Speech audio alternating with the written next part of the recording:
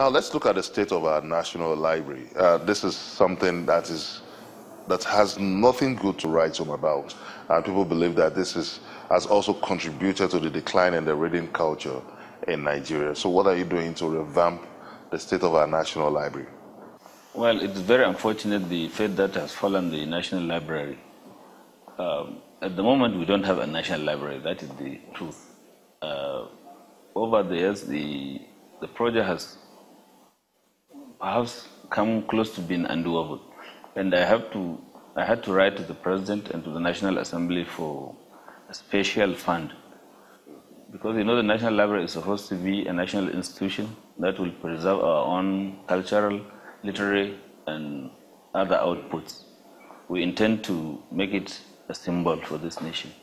But I don't believe, because we don't have the National Library, is the reason why the reading culture has gone down. Because we didn't have National Library for a very long time before we had it, and then reading culture just went down together with the standard of education that has fallen. And we are now doing a lot to revive it throughout the country. And there are so many NGOs also helping the Ministry of Education to do this.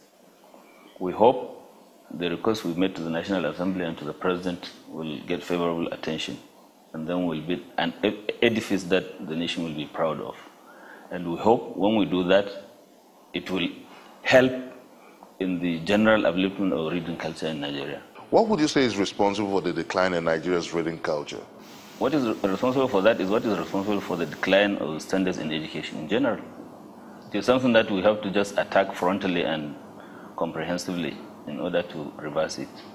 At the moment, we in the ministry believe that we need a national library that is going to be a national institution, a real national institution that will preserve our cultural and literary resources.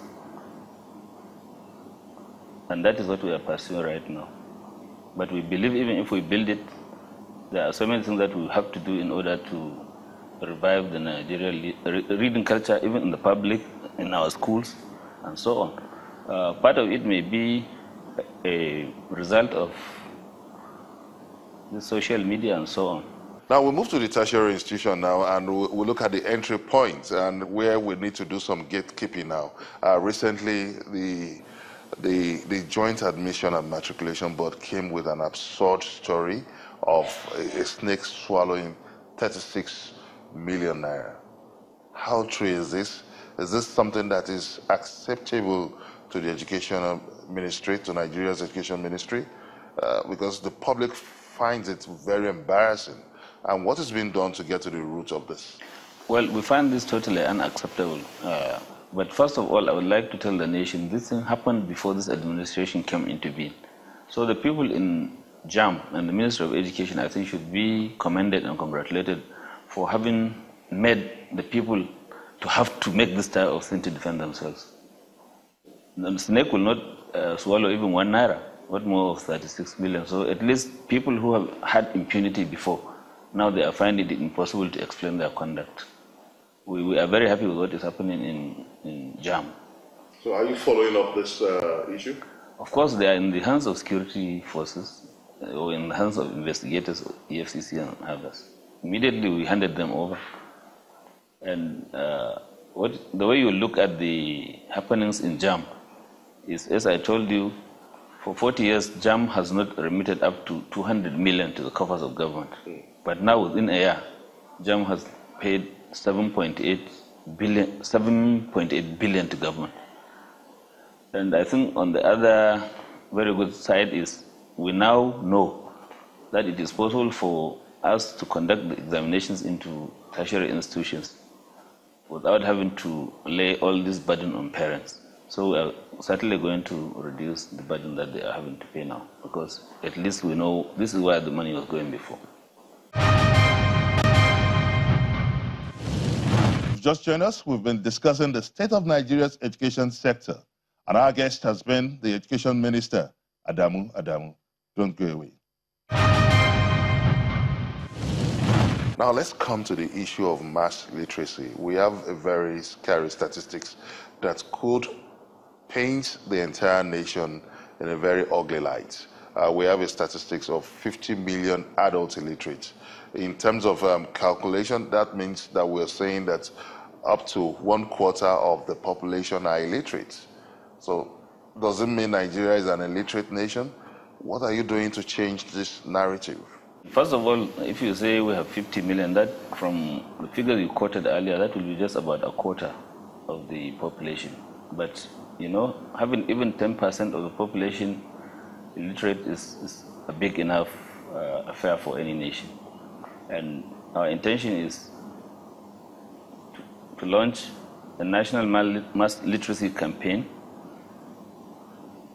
and we'll be using IT, because probably sometimes for our people, the school has to go to meet the people.